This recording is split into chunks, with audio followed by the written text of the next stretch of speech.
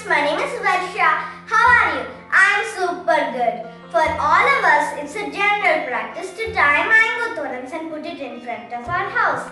In today's video, I am going to show you how to tie mango thorans in different styles. Without wasting much time, let's get into the process. For making a mango leaf thoran, we need mango leaves, a needle and thread. Start by putting the thread into the needle. Wash the mango leaves before you tie the mango leaf thoran. Now take a mango leaf, turn it backwards and fold it a little from the top side of the leaf.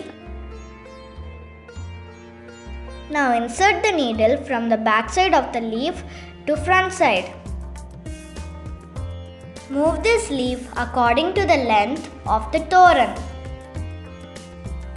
Keep adding mango leaves to the thoran until the desired length of the mango leaf thoran is reached. Generally, we tie mango leaf thorans to the main entrance of our home. The fresh green mango leaves are able to absorb carbon dioxide and release oxygen. So, the air is filtered with these green leaves.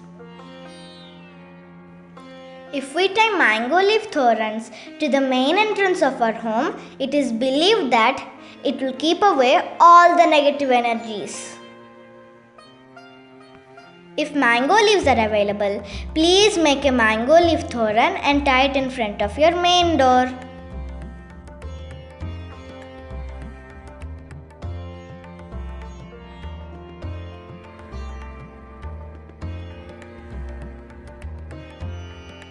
Here is our mango leaf thoran. Let's tie it to our main door.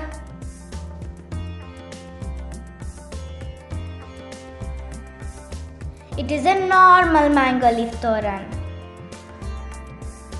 We can make slight modifications for this mango thoran, like one hibiscus and one mango leaf, or one marigold and one mango leaf. The flower is your choice.